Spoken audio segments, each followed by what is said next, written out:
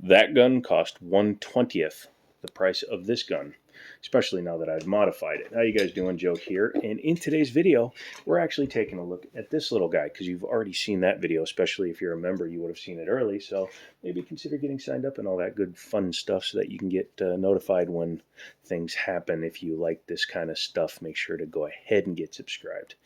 This gun came from Middletown Firearms. Thank you very much, guys. This one was a trade-in.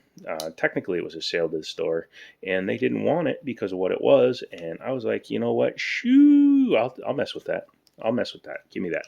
Gimme, gimme, gimme, gimme, gimme. So they did. And $40 later, and a background check, obviously.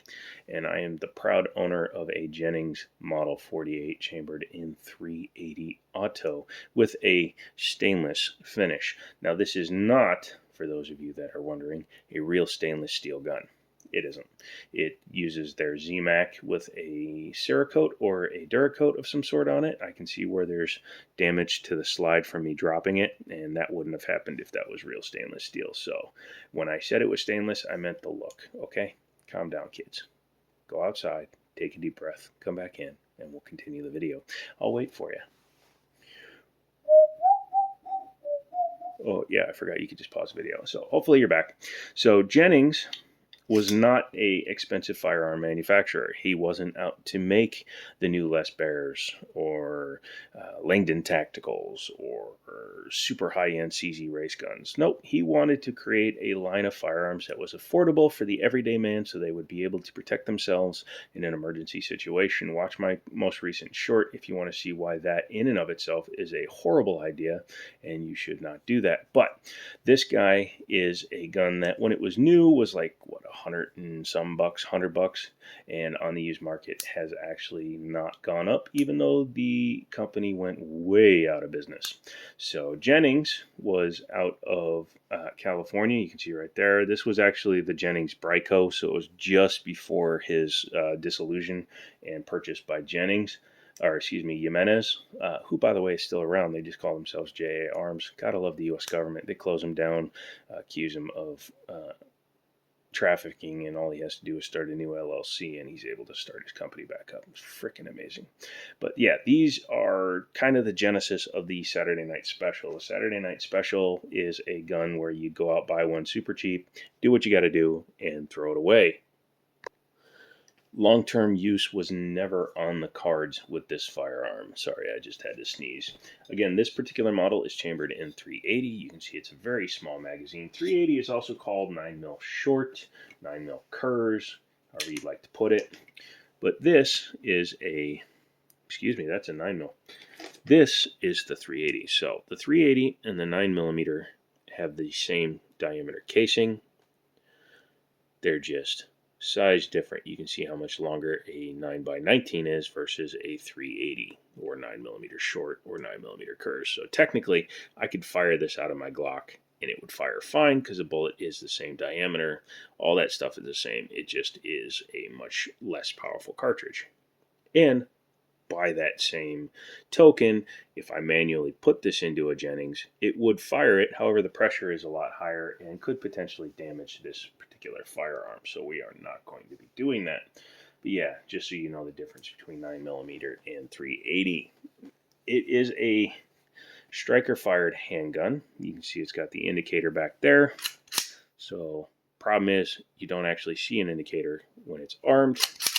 And being a get away from me gun, it has the same kind of sights that you would see on a crap revolver. So you have a molded in rear sight with no adjustability, so that ain't going anywhere, and you have a molded in front sight with no adjustability.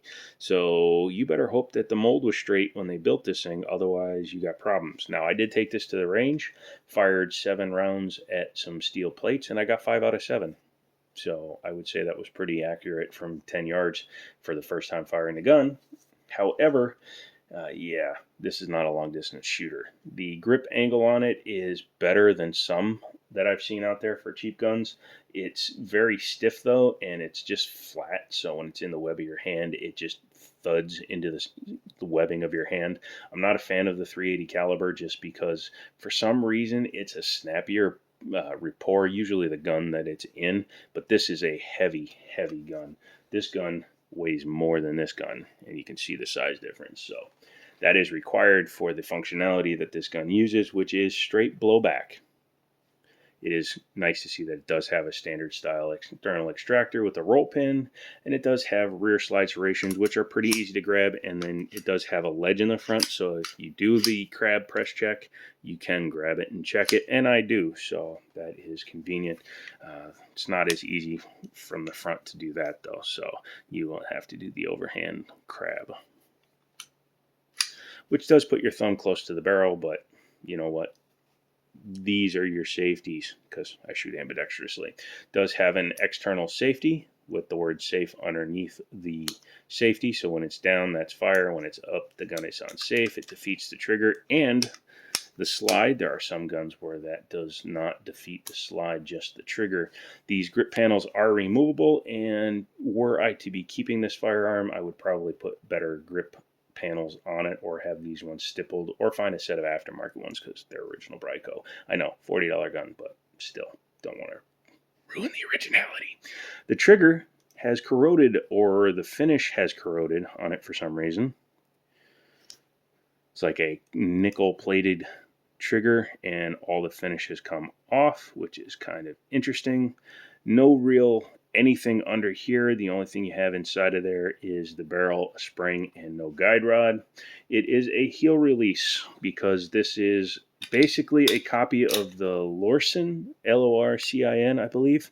Jimenez and Jennings and Lorcin, all pretty much the same gun. So if you see any of those three, they're all going to be the same. This one actually works really easily. That's why you'll see a lot of magazines from Europe will have an extended lip on them. That's because they are designed to be pulled out of the gun. So you heel release, grab, and strip. Installing it that's not a magwell. If it was, again, one I was going to keeping, I would probably bevel the shite out of that front of the magwell to make insertion even easier. Has some cuts here, which make it easier if you have smaller hands to get onto the trigger. But as you can see with my big chunksters, I actually have a problem getting a full grip on the gun, but I can if I just squeeze a little bit harder. No beaver tail, but I don't have the same problem that a lot of people seem to have on the internet, and that is a cake obsession, which would lead to your hands being bitten. I'd almost never get slide bite. I do with some smaller guns, but this gun did not give me any slide bite, even though my knuckle is kind of close, but it's a rounded edge, unlike some guns. But as I was saying, yeah, you can see it got a dent from me dropping it off a table, so that is not a steel slide. It's kind of like a High Point where it's a zinc alloy.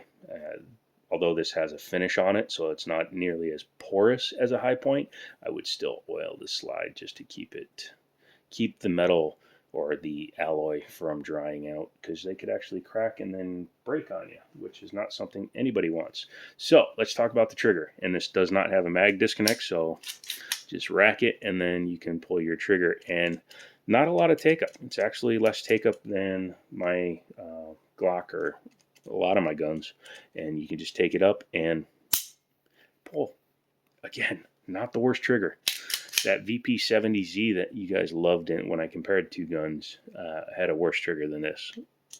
You can see it's right back out, and it just goes. That's probably why I was actually accurate with it, because it's not a horrible trigger. You can get your finger in there and you can just start blasting, or you can use your finger pad. You have to get a full rack or full cycling of the slide in order to get the reset. If you get a half rack, it's not always going to reset. So even though it sounds like it did, you hear that click. Sounds like it reset, but it doesn't. So it needs a full cycle in order to reset.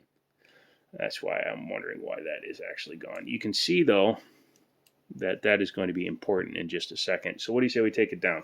Now, I've been dry firing it, and I've showed you multiple times, but there you go. It's empty, and you'll need something to push on that. I'm just going to use a Phillips screw because I'm that badass. Just kidding, I'm not badass at all. Drop your mag,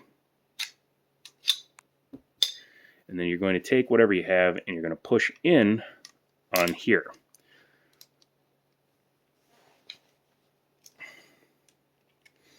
And while you're doing that, you're going to come back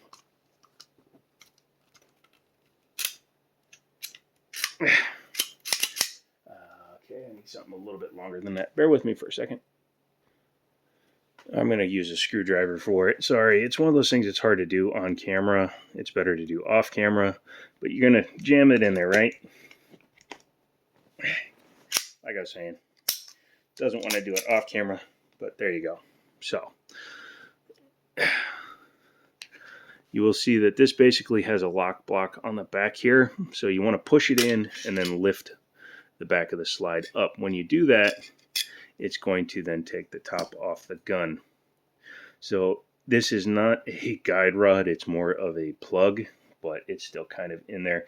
And it's interesting that it has so many springs, considering that it is just a blowback operated firearm. That spring, by the way, came from inside there. And then this is a spring cup that goes inside there. So you'll see that when we reassemble it. But anyways, looking inside of it, you will see that it does have, take the striker out real quick, don't lose that, but it does have an insert in there. You can see the line where the breech block goes in there. So that's all stainless right there, but the rest of it is that zinc alloy. Very shallow and short slide rails. Again, doesn't need to have the most robust system in the world because this is not a robust gun. And blowback doesn't need long rails. Fixed barrel, which does aid in accuracy, and it is a little filthy because I took it to the range and didn't clean it, much like a bad gun daddy. But yeah, not the worst build in the world. I've seen a lot worse and a lot harder to take apart. I still wouldn't want to own one though. So what we're going to do is we're going to slide that back in. Hello. And you can see this plug actually fits right there. This doesn't even go all the way down inside the gun, so it's just a buffer for slowing down the gun.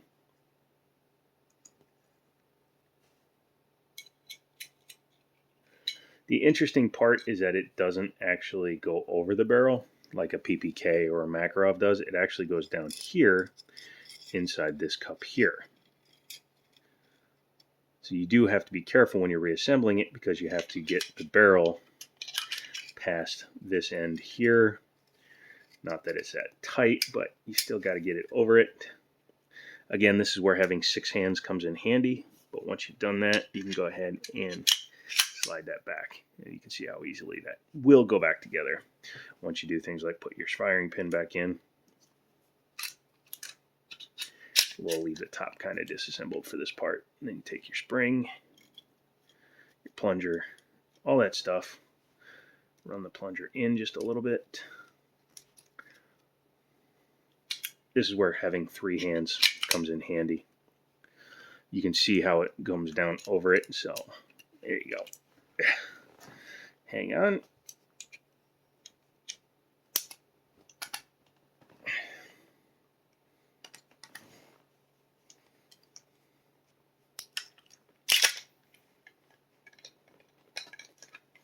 Oh, God bless everybody.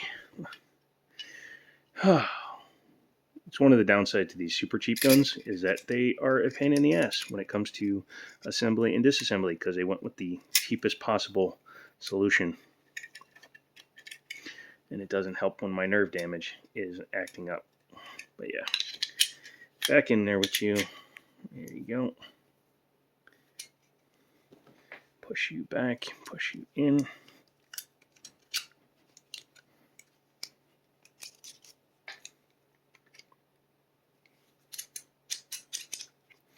I'll be right back. And of course, the instant I hit pause, I figure it out. But yeah, that is back together now. It's annoying, it's a pain in the ass, and I don't recommend it to anybody, but if you were to pick one up, that is how you take it apart. Let's put the magazine in the wrong way and see what happens. Oh, it didn't go. But yeah, is a $40 gun a good idea? No. As a novelty, sure. But as a personal defense firearm, no. Invest your money. Spend the good money, get a Glock, get a 1911, get something that's going to run, function, and be dependable for you and your family and those around you. Because if you have that and you don't have this, you're going to be at a disadvantage, significant disadvantage, should a firefight occur. So, interesting gun. Thought I'd make a video on it. If you're a member, you saw this probably a week ahead of anybody else. So leave me a message down below. Let me know what you think. If you liked it, if you didn't like it, all that fun stuff. Come back for another video. And as always, I'll talk to you later.